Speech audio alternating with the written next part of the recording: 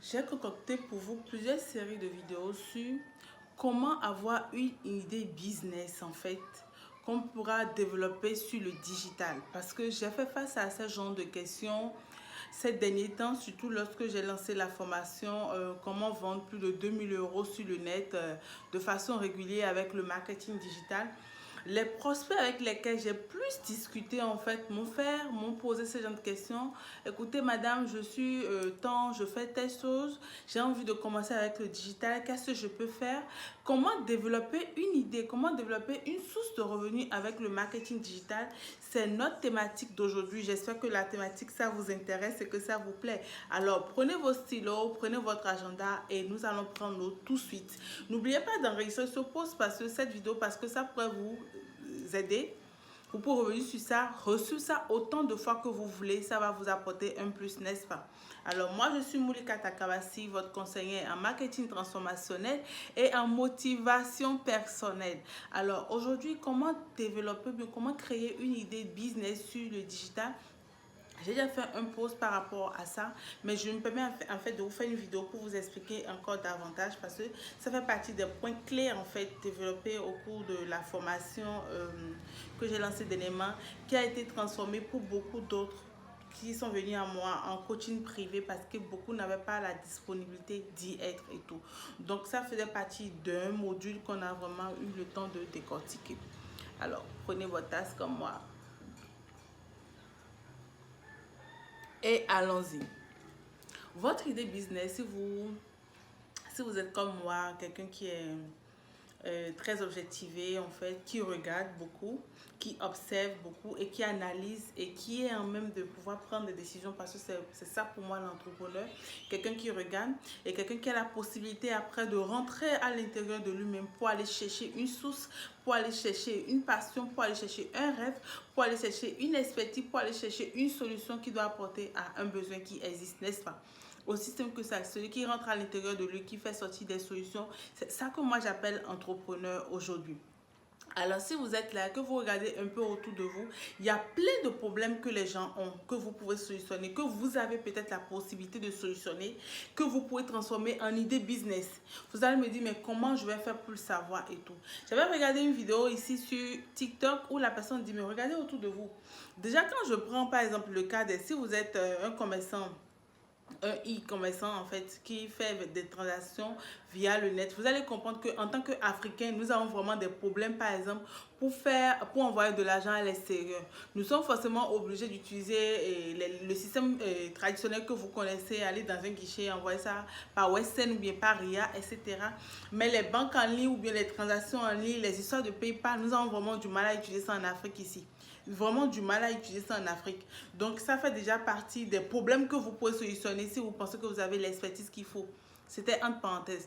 Nous avons des problèmes par rapport à l'expérience client. Vous allez voir, pour certains entrepreneurs, quand vous vous approchez d'eux, l'accueil client n'y est pas du tout.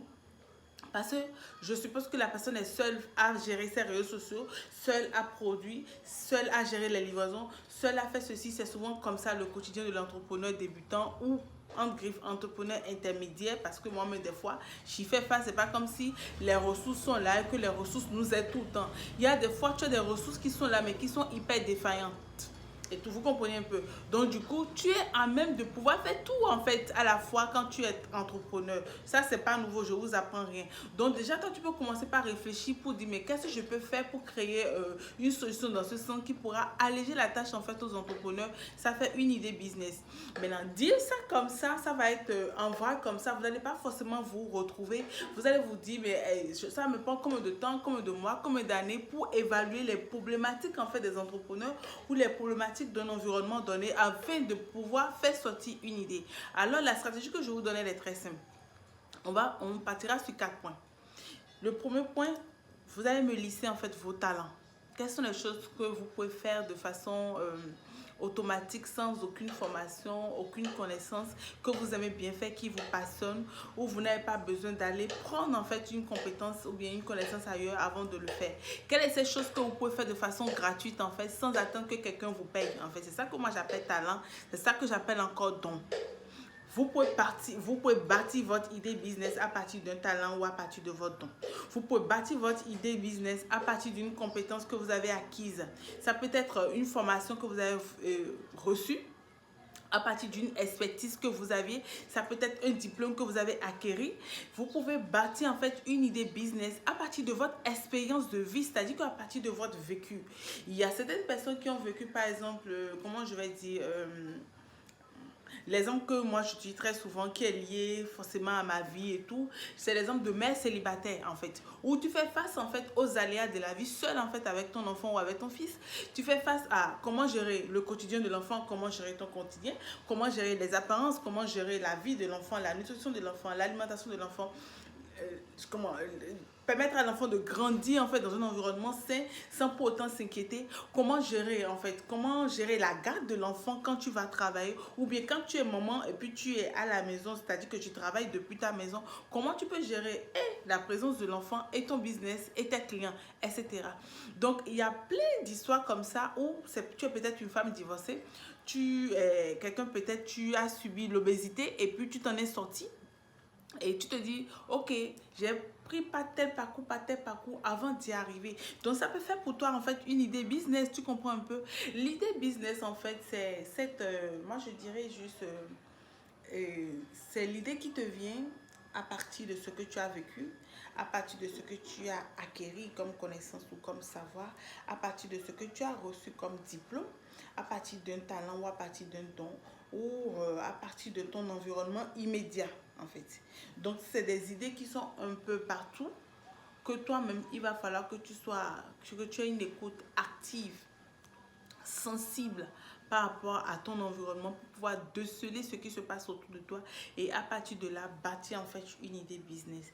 Mais c'est pas parce que tu as bâti l'idée business que le business prend comme ça déjà, non. Quand tu bâtis l'idée business, ce n'est que le premier point de départ. Après, il y a vraiment du travail et tout. Donc, j'espère que cette capsule t'a intéressé. Je vais faire une deuxième partie pour vous expliquer. Alors, quand vous avez l'idée business, que faut-il faire après? Alors, n'hésitez pas à enregistrer cette vidéo et à vous abonner à la page si c'est la première fois que vous découvrez en fait l'une de mes vidéos. Allez, ciao, à bientôt.